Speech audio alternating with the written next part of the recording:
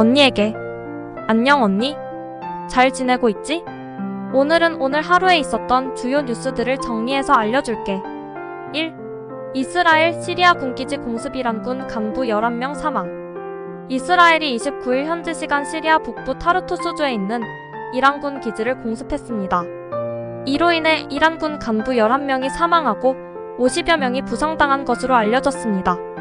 이스라엘은 이란의 시리아 내 군사활동에 대한 경고 차원에서 이번 공습을 감행했다고 밝혔습니다. 이란은 시리아 내에서 정부군을 지원하기 위해 무기를 공급하고 군사 자문단을 파견하는 등 활발한 활동을 벌여왔습니다. 해시태그 이스라엘, 해시태그 시리아, 해시태그 이란, 해시태그 군기지, 해시태그 공습. 2. 명락 빈손 회동 이재명 사퇴 요구 수용 못해 BS 이낙연 갈 길 가겠다. 더불어민주당 대선 후보 선출을 위한 이재명 후보와 이낙연 후보의 회동이 29일 결렬되었습니다.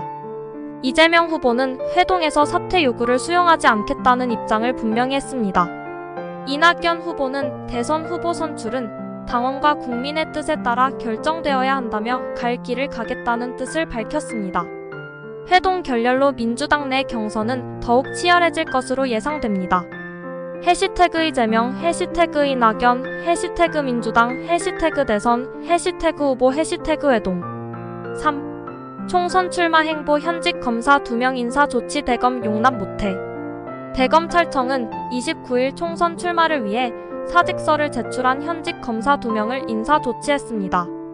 대검은 검찰은 중립성과 독립성을 지켜야 할 기관으로 총선 출마는 검찰의 정치적 중립성을 훼손할 수 있다고 인사조치 배경을 설명했습니다.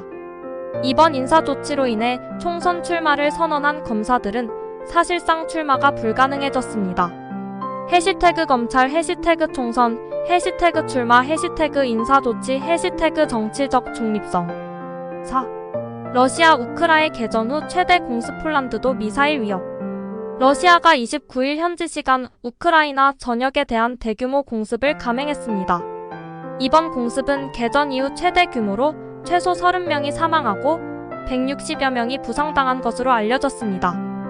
공격 대상에는 학교, 병원, 쇼핑센터, 아파트 등이 포함됐습니다. 우크라이나 당국은 피해 현장의 구조대를 급파해 생존자를 찾고 있습니다.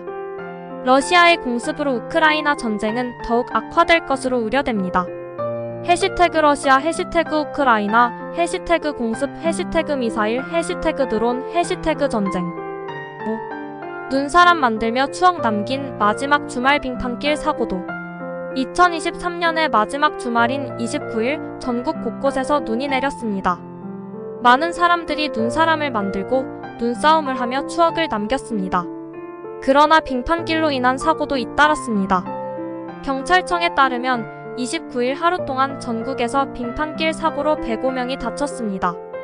올해의 마지막 주말을 안전하게 보내시기 바랍니다. 해시태그 눈사람, 해시태그 추억, 해시태그 빙판길, 해시태그 사고, 해시태그 안전. 이상으로 오늘 있었던 주요 뉴스들을 알려드렸습니다. 언니도 건강하고 행복하게 보내기를 바랄게. 언니의 동생 포셔드림.